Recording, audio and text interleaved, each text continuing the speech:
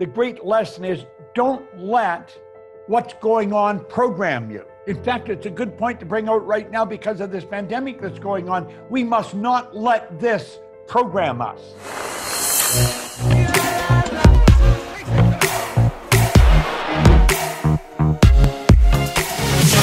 Welcome back, everyone, to the School of Greatness podcast. We have the legendary, the inspirational Bob Proctor in the house. Bob, thank you so much, sir, for giving us your time today. Appreciate you. It's a pleasure to be here. The last time we had you on, I think it was a few years ago, but we were talking beforehand. It felt like a few months ago because we had such a great conversation. People are still talking about it, sharing it like crazy all over the internet. And I'm just so grateful for the years of experience. I won't give your age, but the decades of wisdom that is inside your heart and your mind and your way of being. And I'm just so grateful for all that you do for humanity by constantly lifting the consciousness up, by lifting people's awareness, their insights, their capability to think abundantly as opposed to scarcely. And I think people are in a place of uncertainty, fear, worry, anxiety right now more than ever. And how have you been? Bad, I know. And how have you been coaching and supporting and educating people during a time of scarcity or fearful times for people? How do you get people to start getting back to a place of abundance thinking when? Well, we do a broadcast. We're very fortunate here. We built our own studio about 4 years ago, and we can broadcast all over the world from here.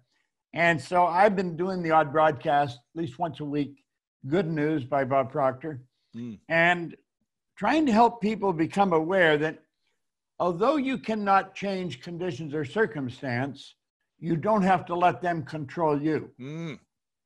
We can't control what's going on outside, but we can control what's going on inside, and unfortunately, I don't think many of us have been raised to really understand that. Yeah. And it's a lack of understanding that's causing all our problems. But how can you say that to someone who's like, well, I don't feel like I have control on the inside when it seems like everything has power over me? What's something they can start to shift? You see, the truth is for that person, that would be true, that they're being controlled by outside. We look at it this way. We are the only creature on the planet that's totally disoriented in our environment. All the little squirrels, the birds, all the animals are completely at home in their environment. They blend in.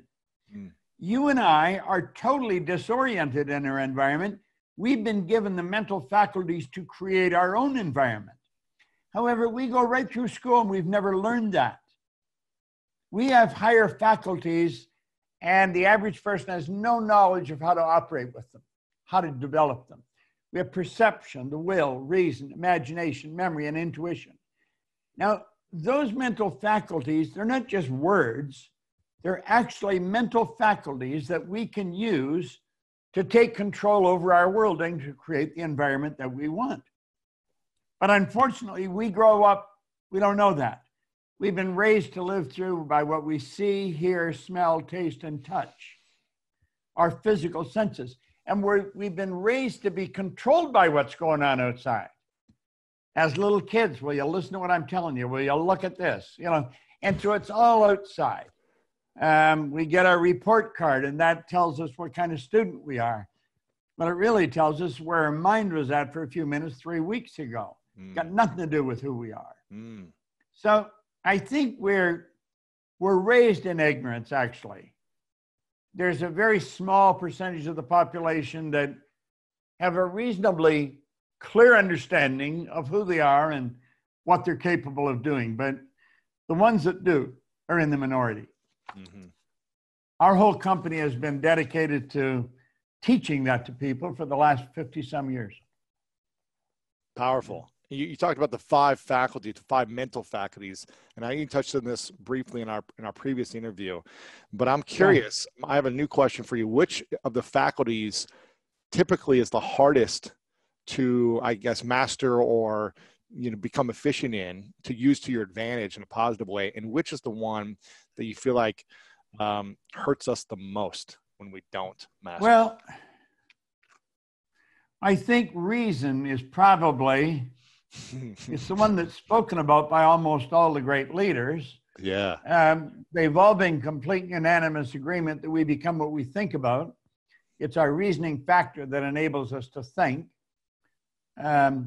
Ford says thinking's the hardest work there is, which is the probable reason so few people engage in it. Dr. Ken McFarland, who's gone for a long time now, but he was a great educator down in Kentucky. He one time said 2% of the people think, 3% think they think, and 95% would actually rather die than think. Now, you know, that sounds cute, but it's true. If you stop and listen to what most people are saying, it's going to be fairly obvious they're not thinking. If you stand back and watch what most people are doing, it's fairly obvious they're not thinking. Or they would never say or do what they're doing. Most people today have their television on the news and they're just soaking up all the stuff that's going on, that's dominating the media right now. So they've become a plaything for what's going on outside. And that's why they're living in such fear. By consuming the media of whether it's true or accurate or not true, you're being manipulated in a sense. Yeah. It's not a matter of whether it's true or not. Is this how you want to spend your life, just listening to that? That doesn't mean you should deny it. It doesn't mean that you should say, well, that's all false. I don't know whether it's true or false. It's just bad news. I don't want to be involved in it. Yeah. Am I aware that it's there? Well, you'd almost have to be dead not to be aware that it's there. But that doesn't mean you have to spend your time thinking on that. I would much rather activate some of my creative faculties and do something that's constructive. In a time under crisis and worry and fear for a lot of people, what should we be thinking about? How should we be using our imagination in different ways as opposed to fixating on the bad news? Well, I think a good idea right now would be spend some time thinking about how are we going to adapt when this is gone? Yeah. Because we're going to live in a different world. We're not going to be in the same world when this is all blown over than we're in right now. It's going to be quite different. Yeah. People are not going to be rushing out to big events where there's a lot of people. They're not going to be rushing to restaurants. I think they're going to be very careful about what they do, where they think, and where they're going. So I was listening to Cynic, and he said, if you're a public speaker, don't look for a stage for a little while because you're not going to have one. Yeah. Now, this also presents great opportunities. It's for us, for my company, we're going online, full speed ahead. Now, fortunately, we built the studio 4 or 5 years ago, so you're prepared. We're equipped and we're ready. Yeah, we can broadcast. We had a training class going in here just last week with about 300 of our consultants from all over the world. We had a 3-day training program for them, and it was very effective. Online. They didn't have to come together. Yeah. We did it from right here. Yeah. I mean, you're known for doing these powerful transformational workshops in person. So for someone, I mean, it's very inspiring for me, for someone at your age where would be the excuse of most people your age to say, well, I don't understand this technology thing. And I've been doing this way of business for so long. It's always worked this way. And I'm not going to try to reinvent or evolve and pivot and grow in this way. So it's really inspiring to see someone of your age with your level of experience to say, you know what, I'm embracing it. Maybe I don't like it. Maybe you do like it, but you're embracing it and making the most of it as opposed to resisting. Because what happens when we start to resist in our life? What truly happens? Well, we resist it. We create it in our mind. That's all we think about. You see, I guess my age really has nothing to do with it, but I formed that attitude a long time ago. Yeah. I didn't like the idea that when you've lived for so long, you've got to cut out, you've got to stop. I thought, hell, I don't like that idea at all. First of all, I think we're I believe we're here to do God's work. God's work is creation, expansion, fuller expression, greater goodness. And if we're going to do that, we're going to be working at it all the time we're here on this planet. We never stop. So age should have no bearing on it. Mm-hmm. I had a couple of people ask me when we started to build this place, we put a couple of $1 million into this, and somebody said, "How old are you?" And I think I was probably 83 when they started to break ground. They said, "You're 83 and you're going to spend $2 million building a studio?" And I said, "Yeah, why not?" I mean, you see, we let things that really have no concern, we let them bother us, we let them control us. Mm. Age is a dumb thing to let control you. It's our thinking that controls everything. That's the one point every great leader agreed on. We become what we think about. Well, what's a person thinking? I'm thinking if I get old, I got to stop. Well, then you'll stop. Mm. Or I'm thinking, well, if I've been here a long time, I've got a lot of experience. I want to utilize that experience to keep me going as long as I am here. I mean, anybody had their head screwed on right a few years ago would know that this thing is going to take over. Yeah. And if we don't learn how to use it, we're toast. So, I was doing seminars on my iPad because I can run it right onto a monitor and out through to the universe. Yeah. What should we be thinking about the most right now in your mind? I think we should be thinking about our future. I think we should be thinking about the greatness, like it's the school of greatness. I think we ought to be thinking about the greatness that we've got locked up within us and bring it to the surface. Everyone has deep reservoirs of talent and ability within them, and they can bring it to the surface to accomplish anything they want. Now, to sit in fear and wonder what's going to happen, that is a dumb waste of your talent and your time. Yeah. And unfortunately, that's what most of the media is promoting right now. To believe in fear is to believe in something you can't see. To believe in faith is to believe in something you can't see. Well, if you have a choice, I think I'd choose faith over fear. Absolutely.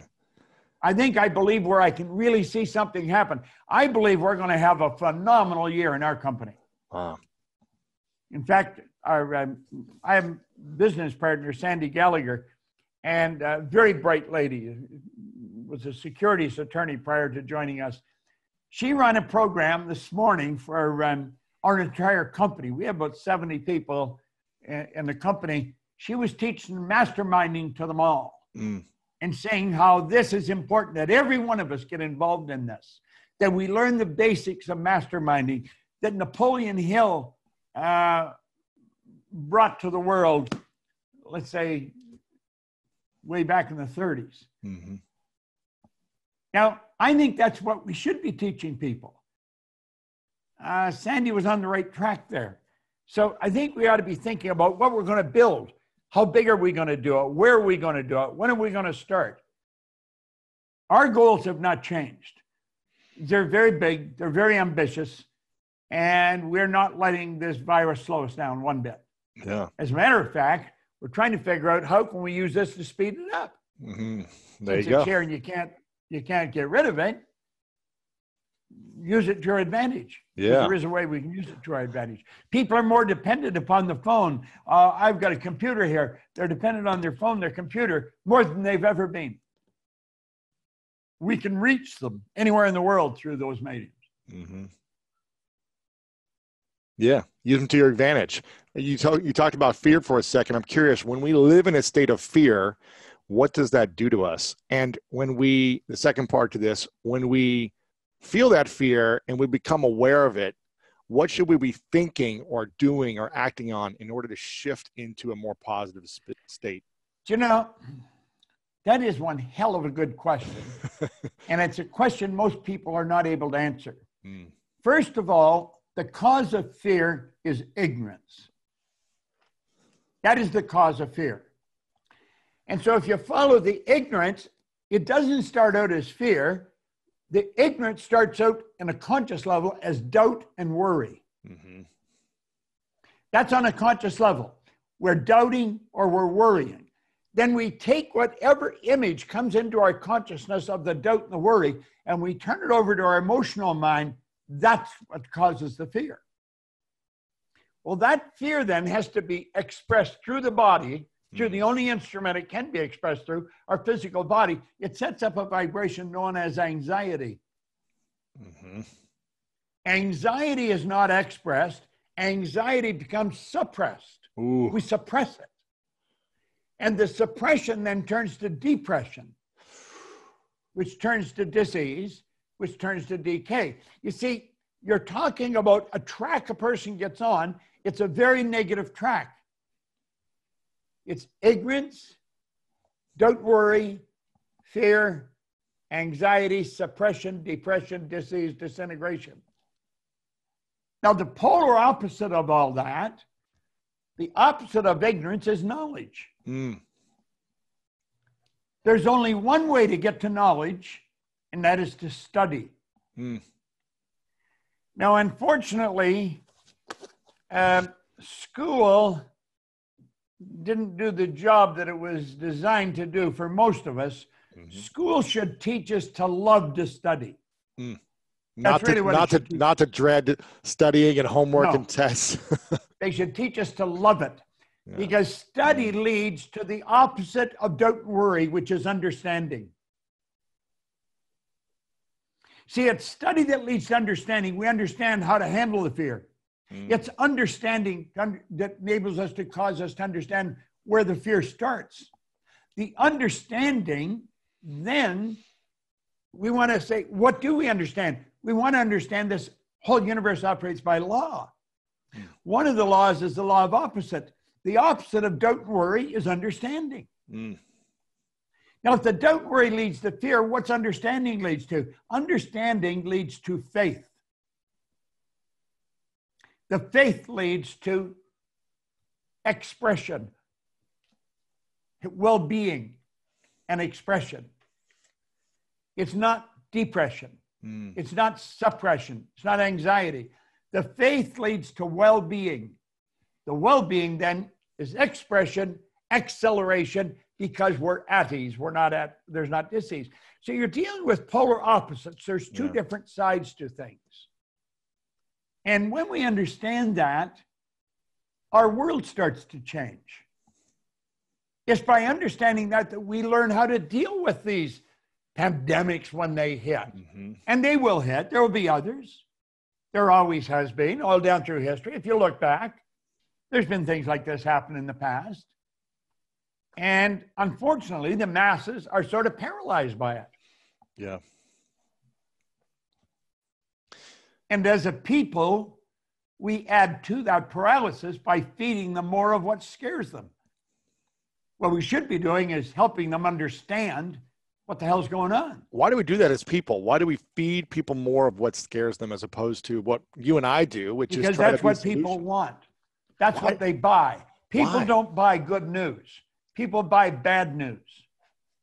Why though? Can you imagine if everybody that tunes into CNN tuned into the school of greatness every week? It'd be amazing. Can you imagine if everybody that tunes into Fox tuned into your school of greatness every week? Have you any idea the impact you could have on the world? That's what we're trying to do. It'd be enormous. It'd be enormous. Yeah. People want bad news. It resonates with where their mind is programmed. They're programmed with negative information. Their paradigm is all bad news. It's what we're programmed with. Now, is everybody? No. There's a small select group of people that don't fall into that category. And they are always working diligently trying to lift everybody up. It's not an easy thing to do. But every once in a while, a Lewis Howes will come along and start a school of greatness, and he'll call in different people that feed into that concept, that are in harmony with that resonate with that. And so it makes it interesting for the listener. And that's how it goes. Yeah. And that's what you're doing. And that's what I'm doing. Yeah. And it's not a losing battle. It just appears like it is. I'm winning. Yeah. I think you're winning. Now, we're not not drawing the numbers that CNN's drawing, but the ones we draw are saying, absolutely, you got it. You got it. We're making an impact on them for sure.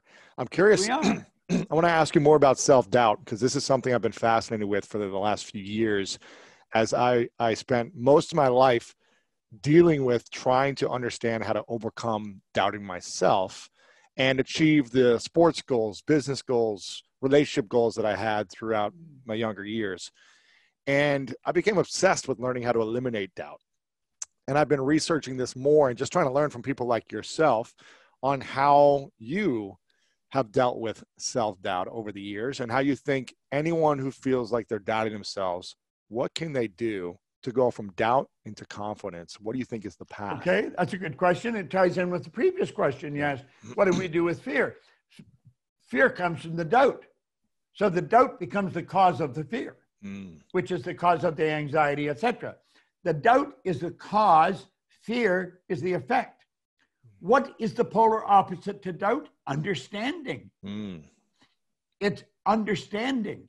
That's the opposite of doubt. So what is it we want to understand? Well, if it's me that's entertaining doubt, why am I entertaining doubt? If I were to find out who I really am, and I believe everything that's been taught down through the centuries, I would have no doubt. I would be realizing that I could do anything. And the only thing that's causing the doubt is a lack of understanding. So I'm going to keep studying. I'll gain a better understanding. I don't doubt myself. I don't doubt what I can do. Does that mean that I can do everything? No. When doubt appears, I'll eliminate it. And I'll eliminate it fast, because I'm going to figure out how to do whatever it is I'm doubting. Yeah. And you see, if it's me that I'm doubting, it's because I don't understand me well enough. I did a broadcast the other day. It was all over the place. We had thousands into it on self-image. And we've got to get a better image of ourselves. We have to get a true image of ourselves, understand who we are, how our mind functions. Realize this physical instrument we're living in is nothing but an instrument. It's the instrument of the mind. And the mind expresses itself with and through this thing we call our body. Well, let's understand that better. This thing, you get enough power in your one hand to light up that building you're in for probably a month. Wow. There's about 11 million kilowatt hours per pound potential energy locked up in the electrons and the atoms of the body. Well, that's the invisible power that's in me. I want to understand that better. That's the physical side. What's the higher side? Higher side is my intellectual side. And that is the intellectual factors that I run through earlier. Perception, will, reason, imagination, memory, and intuition. There's 6 of them.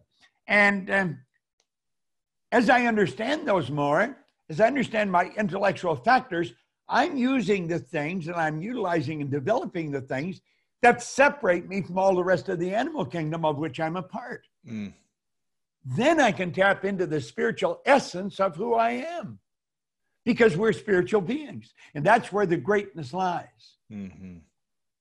It lies in understanding the spiritual essence of who we are. You see, our spiritual DNA is perfect. It requires no improvement. It requires no modification. Our spiritual essence is perfect. And that perfection is within us. So the trick is figuring out how to express it in a greater way. Yeah, and not get trapped into a different type of expression through bad news or friends or parents' beliefs or whatever it is that tries to shut us down, correct? Exactly. So, and they will try and shut us down because we're coming up and we're saying, I'm going to do this. They'll say, you got to be out of your mind. You're going to quit that good job. Are you crazy? We got to be strong enough to say, I'm going to follow my dream. Amen to that. I'm a big believer. Like Martin Luther King, I have a dream. He didn't say I have a plan. He didn't say I have a bank account. He didn't say, I have a dream. I have an image in my mind. I have a good, beautiful picture that I want to execute in my life. Self-image. I love this topic about self-image. How do we reshape our self-image to serve us as opposed to bring us down? Well, it's interesting. Maxwell Maltz actually discovered self-image as we know it today. He was a cosmetic surgeon, and he found if he operated on a person, maybe they had a distasteful scar in their face, and he removed the scar, he said sometimes there was a phenomenal change in the person's personality. But he said other times they'd remove the scar, it was very successful, no change in their personality. That led him to postulate that we not only have this physical image that reflects back from the mirror, we have an inner image of ourselves. It's how we see ourselves. Right. Now that inner image is an idea, and that idea is generally planted in our little life when we're infants. And it's planted by virtue of the environment that we're surrounded by, how we're raised. If a child's raised with praise, they're going to grow up very confident individuals. If a child's raised with criticism, they're going to grow up very insecure. So you see this image that we have, it's a picture of how we see ourselves, but most of us, that image was planted by people that didn't know what the hell was going on. They didn't know the war was over, and they were developing a little mind. It was a mind. They were shaping it like fresh clay. They didn't understand that. It was a kid, they're looking after him, we feed him, we keep him warm, what the hell? You know, that's our responsibility. No, it was a mind, and they were developing that mind. And if they didn't understand, what were they going to put in? Well, all they could give to the child is the insecurities that they had themselves. So that was the picture that the kid grows up of themselves. Now, I grew up very insecure. I was born during the Depression. When I first went to school, the Second World War had just broken out, so everybody's rationed for everything. It was hard times. All the men were away fighting in Europe or South Pacific. There was no men doing anything. The women that were there were driving the trucks. They were cops. They did everything. So there wasn't a whole lot of time used for developing a little mind. So I just grew up and picked up what I could.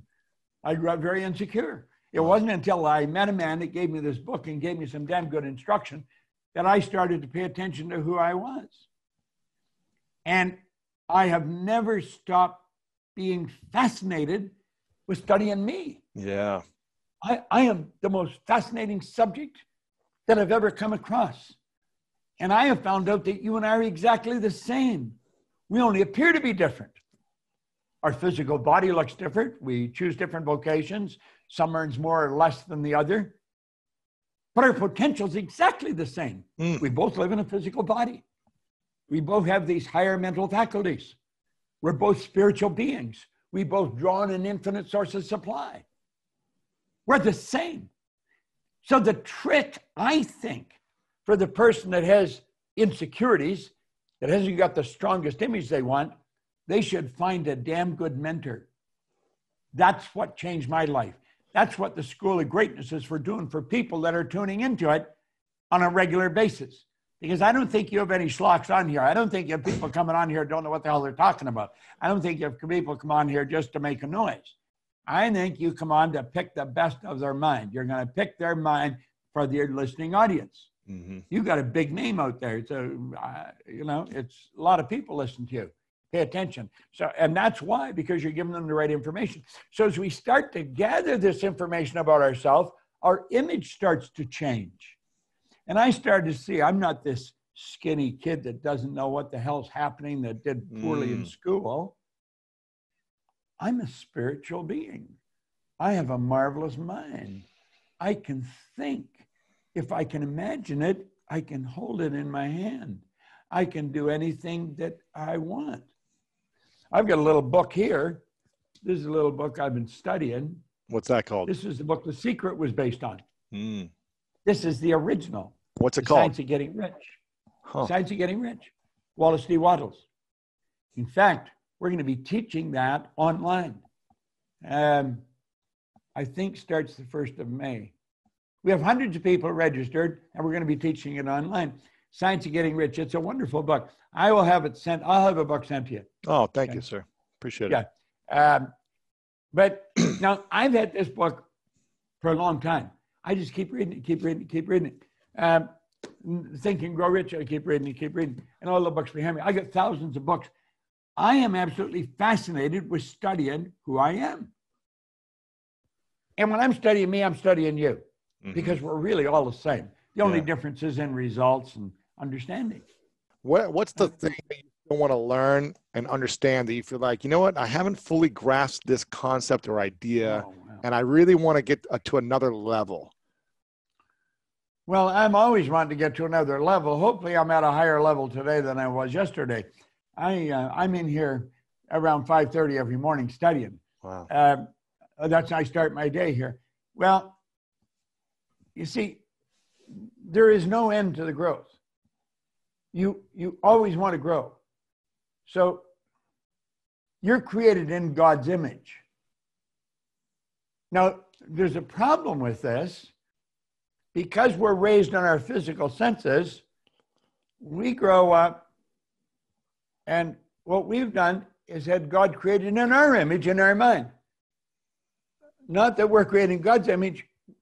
We're taught that we created God in our image. So now we're trying to figure out, how can the man be omnipresent? How can that person be everywhere? And because we're locked in on a physical level, we get lost. When we understand that you have infinite potential, there is no top. There's no beginning, no end. See, when it comes to School of Greatness, there's no finish line. When it comes to personal development, there is no finish line. So how can you tell how well you're doing? By the results you're getting. By their fruit. By their fruit, you'll know them. By the results they're getting. If they're not getting the results, they don't know. So if you're going to get a mentor, get somebody that's getting the results. Yeah. Or you don't want them. Right. What's the area of your life you feel like you still want to grow more? Maybe it's not getting them. All the areas. All areas. I want to grow in all areas of my life. Yeah. I never want to stop growing. Yeah. I never want to stop learning. Is there a specific area for you that you feel like you need more work on than others? Obviously all areas, but is there one? Well, there's all of them, because my company's nowhere near where I want it. I picked up a pen way back in 1973. I was living in Glenview, Illinois. I had just left the Nightingale Conant Corporation. I worked with Earl Nightingale and Lloyd Conant for 5 years. And I sat down and I said, I'm going to build a company that operates all over the world. I had absolutely no idea how I was going to do that. But I knew if I could think it, I could do it. Because that's what all the great leaders have agreed on. They've disagreed in virtually everything else. We operate today, the Proctor Gallagher Institute operates in 88 different countries. Wow. We have consultants that teach our material, that represent us in 88 different countries. When we stream a program, we go into around 115 countries. Now, if you'd asked me, how are you going to do that when I started? No idea. But I did know this.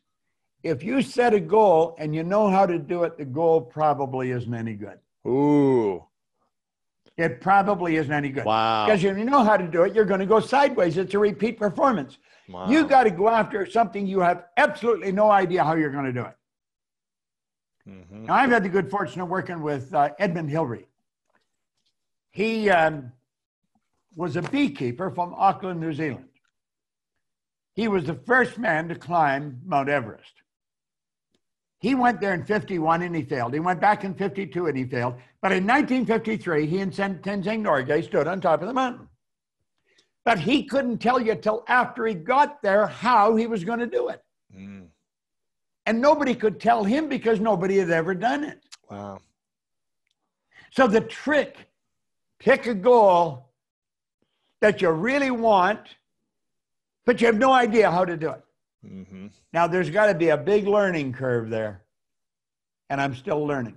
Wow, that's inspiring. I love that. And hopefully you can find mentors who have done it, that can guide you, and you pick the right ones. Right here, this author. These books behind me here. I've got, let's see here. He's going on the hunt. I like it. No. Here's one here. This is an original my son gave me as a gift. The Edinburgh Lectures on Mental Science. It is a heavy one. Here's another one. The Dory Lectures on Mental Science. These are written by a Thomas Troward. They were written down back around 1910, 1912. Wow. They are incredible. And they are my mentors today. Wow. He is my mentor. If you could only recommend 5 books that the world, no other books would ever exist except these 5 books for people to read for the rest of eternity, and there would be no other books, hypothetical question, what 5 books would you recommend for people? Think and Grow Rich. Uh-huh. As a Man Thinketh by James Allen. I'd recommend my own book, You Were Born Rich. Everybody's born rich. Most people are a little short of money, that's all. Ooh. Well, they should get into this, the Edinburgh Lectures of Mental Science. And then I'm going to give you one that's a long ways away from that, U Square by Price Pritchett. Huh, okay. It's a little tiny book. Price Pritchett is a consultant over in Dallas. He's written a little book, U Square. It's on quantum physics, quantum leaps. It's one of the best books I've ever read. Wow. These books are incredible. And it's funny, Troward taught me, he said, if you come to a point where you can't learn anything from somebody, you go inside. He said, go to the Fonset Arrigo, go to the fountain and source, go inside. Now, I mean this in all humility. I've been studying this longer than anybody I know. Yeah. There's probably people studying it longer than me, but I've been studying it for 59 years, and I study it every day. I don't know anybody that teaches what we teach like we teach it. I've had absolutely incredible teachers. So I don't go run around looking for teachers. I've got Troward. What he's written is so rich in truth. He's probably one of the greatest authors of the last 500 years. Wow. But the trick, though, Lewis, is you got to keep studying. Mm-hmm. And you only will keep studying if you're going after something you have no idea how to get there. But you know you can get there. The way there will be shown as you go after it. Step by step, it will come to you. Why isn't it shown to us before we start going after it? Why does it take us? You wouldn't understand it. You wouldn't understand it. See, the purpose of a goal is not to get. It's not to reach the goal. It's the awareness that you develop as you go after it. You're learning who you are. It's becoming aware of who you are. Yeah. I was in a seminar years and years ago, and there was a speaker, Bill Gove. Bill Gove was considered the Frank Sinatra of public speakers. He was incredible. He had a handheld mic, and he's looking at the audience, and he said, if I want to be free, I've got to be me. Not the me I think you think I should be. Not the me I think my kids think I should be. Not the me I think my wife thinks I should be. If I want to be free, I've got to be me. He said, I better know who me is. Wow. Now, I had a lot of this information at that time. This was years ago. But I was shy. And I wanted to teach it. I was afraid to stand up and ask a question in front of an audience. And so I made up my mind, I was not only going to learn to speak like him, I was going to get him to teach me. Now, he became a mentor of mine. And I realized then, if I take the areas where I'm a little 6 bits short, I'm just not really very good, and I didn't go to school, so there's a lot of areas, I'm going to get the very best, and I'm going to do exactly what they tell me. And that's what I did when the man who gave me this book, he said, do exactly what I'm telling you. I did exactly what he said. 15 years or so ago, well, first of all, he became my mentor and very good friend right up until he passed away. Our company was having financial problems all the time. And I could earn all kinds of money, but I don't know how to manage it. Didn't know how to run a company. I mean, I wasn't designed for that. And I didn't want to learn it. I didn't even like the subject. Right. But what you need, you will attract. And we had a lady come to seminar, was a securities attorney. She fell in love with what we were doing. She was a full partner in a company. And over a period of time, she became our business partner. She owns half the company. But she runs the company. She's the president, chief executive of the company. I mentioned to her last time, you should get her on for an interview sometime because she is a fascinating person. But she does a phenomenal job here. Yeah. Well, so I have found in the areas that I'm not very good at, I get the very best. And I work with them. I don't try and learn what they're teaching. I get them to do that. I get somebody else to do something else because it's going to take me to where I want to go. I have a young guy here that runs our studio. He's the director of the studio. He's absolutely brilliant. He set a goal when he was 13 to work with me. I remember this. He was living in Manchester in England, and he watched The Secret, and he saw me. He said, I'm going to work with him. 13 years later, he's here in the studio, and he runs this place. I love that. He's incredible. He can record and send it from anywhere in the world. He can come in here and do everything. And I found that's one of the secrets of getting to where you want to go. You need help. You got to have help. You got to have a lot of help. You're saying we can't just do it all on our own, Bob? Never going to do it on your own. You won't go very far if you're doing it alone. I'm curious. I feel like you've got, again, decades of wisdom and knowledge from history that you lived through and experienced personally firsthand. You said you grew up during the Second World War. What was the lesson you learned in the Second World War at that time that people should know about today during this time? Two different crises. Well, it's only in retrospect that I learned these things because we go back and I have to go back. And everything was rationed. So people were getting accustomed to live on lack and limitation. And it was part of the programming. And in looking back, the great lesson is don't let what's going on program you. In fact, it's a good point to bring out right now because of this pandemic that's going on. We must not let this program us. This does not have to define us, doesn't have to dictate where we're going to go. It's got nothing to do with our destiny. As a kid, everything was rationed. I remember chewing gum was rationed. In fact, there's a good story. I'm going to take the time to tell you about it. We would go to the store. Our father was in Europe fighting, and we would send care packages every now and then. They would mail them, and they would get through, and we'd have pictures, of the family and all the stuff. And we'd put a package of gum in sometimes. We would be at the store, and if they put a package of gum out, it would just be one little box. It would be gone like that. Wow. Because you couldn't buy gum during the war. Wrigley's did not make gum during the war. They couldn't. And one of us would hold the gum while the other one home, see if there was enough money to buy it. Yeah. Because there might not have been enough money, we'd have to put it back. During the Second World War, Wrigley's could not make gum. The basic ingredient, apparently, for making gum comes from the Philippine Islands. The Japanese, who were in charge of the Philippine Islands, they had occupied the Philippine Islands, you couldn't get in to get the gum. Wrigley seemed to know that the war would be over, they'd be able to get the stuff, we'd win the war, and he'd get the stuff to build the gum. He never stopped advertising, buy Wrigley Spearmint Gum, all during the Second World War, even though they couldn't make it. A great lesson in there about advertising.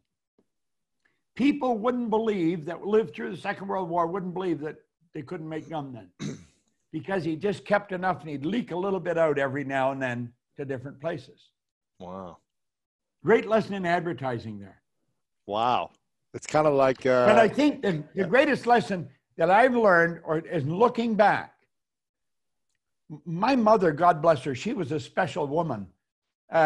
She did not let that control her. And I think any really good qualities I've got for growing and building came from her. She raised three of us on her own, and God only knows how she did it. She was like a magician because she sure didn't have any help. But she did it. And she instilled us that if you want it, you can get it. You know. That's beautiful. But, it sounds like the you were, holding Wrigley's gun back then, just like people are doing with the hand sanitizer right now. So that was this. Yeah, but you see, people are permitting this to program them right now. If you're not thinking, this stuff's going right into your subconscious mind. Yeah. And whatever goes in there, repetition over and over and over becomes part of our behavior. And it's, you can't deny it. It's there. Absolutely refuse to let it control you. Understand you can be thinking of how to win, how to get it done, how to go and do better. And you may have to adapt. You may have to change the game, but you can change the game. We are probably going to change the way we operate forever over the next few months. But we're prepared to do that. That's what Sandy was holding the meeting today with all the company. She was teaching them all. We got to get together. We got to bring our mind together. We've got to understand that this doesn't control us. We control us. Yeah. How important in your mind is writing down things like affirmations, gratitude, dreams? How important is the act of writing what we think down on a daily basis? Is it important? Hold on. Went on another treasure hunt. I love it. See this page? Yep. Well, at the top of it, today I am grateful for, there's 10 spaces. That'll be done tomorrow morning. Today was 333 days I've done that. Wow. Every day. Not only that, but then I have a statement here. I am so happy and grateful now that I realize my spiritual DNA is perfect and that perfection is within me. I begin each day looking for areas of my life where I want to see that perfection expressed habitually. I write that statement out every day with my left hand, and I'm not left-handed. I'm programming myself. I've been doing that for 333 days now. I'm changing the way I do something. I want to gain an understanding of just how powerful that paradigm is. I want to go to this hand because I can do it fast. It's very awkward, but I've been doing it for 333 days. I'll do it for 365 days. But I have here written down 10 things I'm grateful for. That's the first thing I do every morning at 5:30. Wow. So you believe it's very important. Yeah. See, the repetition of all good material is very important. It's extremely important. Repetition is how you fix the ideas or the information in your subconscious mind. It's the ideas that are fixed in the subconscious mind that control our behavior. That's the paradigm. You don't think and then do. When you get up in the morning, you automatically move into action. You're programmed. It's your paradigm in your subconscious mind.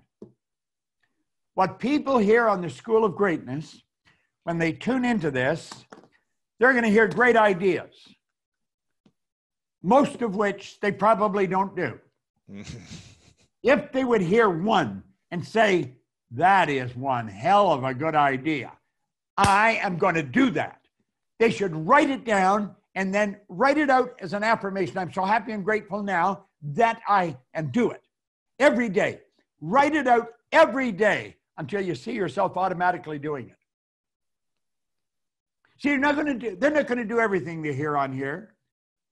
But if every day they listen, they get one idea and say, I'm going to turn that into a habitual part of my personality.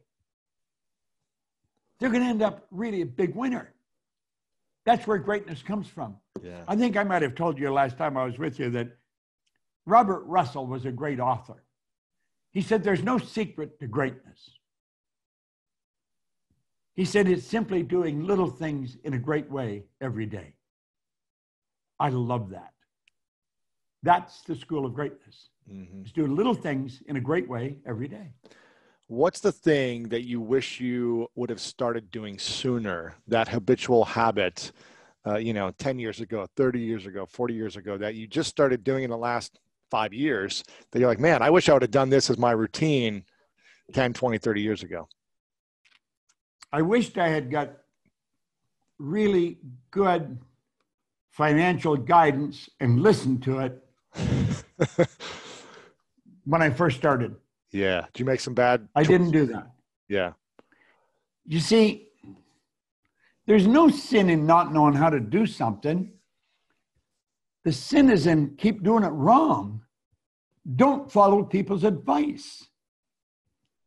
I think the trick is to go to people that have demonstrated by results they really know what they're doing. Mm-hmm. Then do exactly what they tell you. I'll give you a good example. I was doing a seminar for Prudential way back in the 70s. And I did seminars for that whole company at one time. And one of the first groups we had was at the Hillside Holiday Inn in Chicago. I had 450 of their agents in the room. The Prudential give out a president's trophy to the number one anything. Number one vice president, number one manager, number one salesperson. Ron Sempertrain was the number one agent out of 20,000 agents that year. And I found out he was in the room. So at one point in the seminar, I said, Ron, I'd like to ask you a question. I said, how many people in the last year have asked you if they could take you out for breakfast or lunch with a half a dozen well-prepared questions and asked you, how did you become number one? Not one. No one had done that.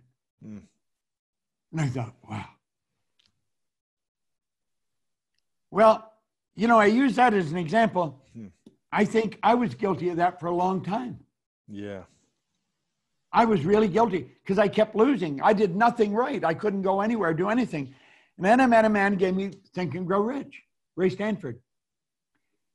He always, I didn't know him well, but he always had money, a lot of money on him. I never had any. I mean, I was always broke. I was unhappy. I had dumb jobs. I was going nowhere. Left school, 2 months high school. And he said, if you do exactly what I'm telling you, you can have anything you want. Of course, I didn't believe that. Here I am. I'm in debt. You know, nothing was going right. And you could have anything you want. I don't know why, but I listened to him. I think the key was, he said, listen, your way's not working. Why don't you try mine? I think that's what got me. I started to do exactly what he said. My income went from $4,000 a year to $14,500 a month in a year. I've earned millions of dollars. I found earning money is one of the simplest things in the world to do. But if you don't know that, you won't believe that. It's the hardest thing to do, yeah. That most people think it's the hardest. That is because we've never been taught how to earn money. I was doing a broadcast here a couple of weeks ago, and it was I just did Q&A, just open Q&A. People anywhere could ask me anything. We had thousands of people on. And there was one person said, I'm really stuck. I don't know what to do. What should I do? I should figure out how to go and help somebody. Stop and think of what you're pretty good at. Go help somebody. Quit looking for somebody to help you. Figure out how to help somebody else. Now, I said, that's probably going to be a difficult thing for you to do because you're probably dominated with the fact that you're stuck right now. Forget that for a moment. Stop and think, how can you go and help somebody? Because, of course, that's the secret to success. It is. It's the secret of earning money. I like the way Ziglar used to put that. Zig Ziglar. Help other people get what they want. They'll always give you what you want. It's so true. Yeah. How can everyone watching and listening right now get more mentorship from you? What's the program they can be a part of? Where can they listen, follow? Because people need to listen to you more. We've got all kinds of programs, Lois. First of all, if they go on our site, go to proctorgallagher.com, they can download the book, You Were Born Rich. It's free. We'll give it away. And I wrote that in 1984. What I did, I sat down and I broke down into parts how I got to where I was then. I was doing very well in 1984 and had been for a number of years. And so I broke it all down and I put it in a book. And the book's in many different languages now, and it's millions of them out there. We give it away. We have 6 minutes to success. I think it costs about $25 a month or something like that, where I'll send you a video every morning. Wow. Every morning. We have coaching programs. If they just leave, we will even do, we've got all kinds of people in our company. We'll do a half-hour coaching program for nothing. All a person does is go to proctorgallagher.com and just leave your name and say, I'd like to be coached for an hour, half hour. We'll do it for nothing. What people need to realize is that there is a simple way out of their dilemma. They don't have to look at a black wall, that there is a light at the end of the tunnel. And it's not a train coming at them, you know. They've got to get the idea that there is a better way. And there's places where you can get help. We give help. That's what our company is all about. We have thousands of people, as I say, in 88 countries. So it doesn't matter where a person is in the world, we can help them. And that's what we're all about. That's all we want to do. That's what my whole life's about. And that's what the people in our company is all about. I think everyone needs to be mentored by you. I want to find a way where I can call you once a month or once every couple of months, Bob, and just chat on the phone. I will have get more mentorship. You got my phone number. You call me anytime you want. I will. I appreciate it. I will see you get my phone. I'll give you my cell number, and you can call me anytime you want. Listen, perfect. I've got a lot of respect for what you're doing. Thank you. And I think the audience should know you're one of the biggest in the game. You're one of the biggest names out there. And to be on your program is quite an honor. I was humbled that you even wanted me to be on in the first place. But you do really good work. Thank you. And I would encourage everybody that comes into your show, they get other people to come on. You've got to lead more people to this kind of information because you're not hearing it every day. And you're not hearing it all on television anymore. And you're not getting it in the newspaper. But this good news is out there. And there is a better way. I don't care how desperate things look. It can get better.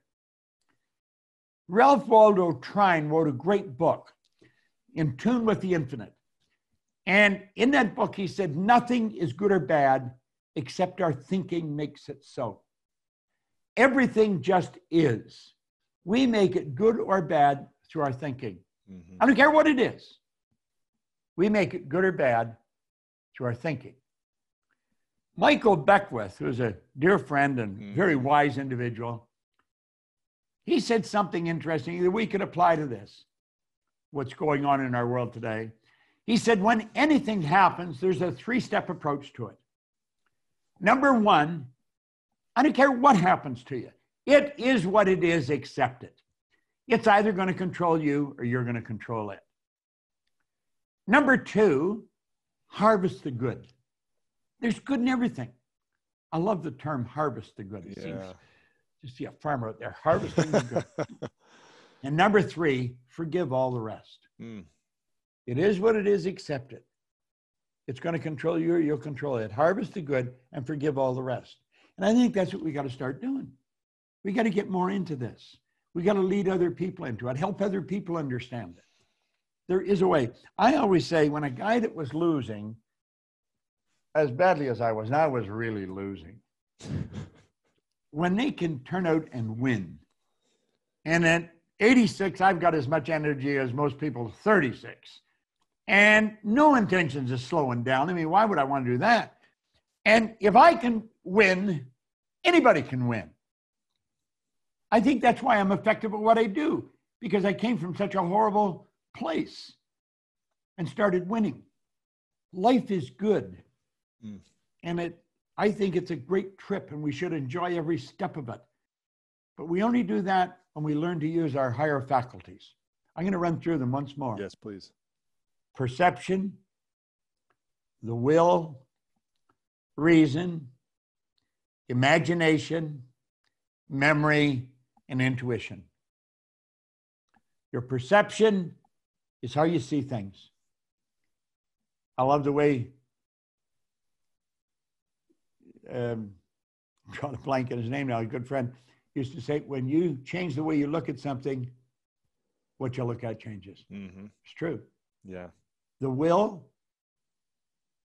it's the ability to hold one idea on the screen of the mind to the exclusion of all outside distractions.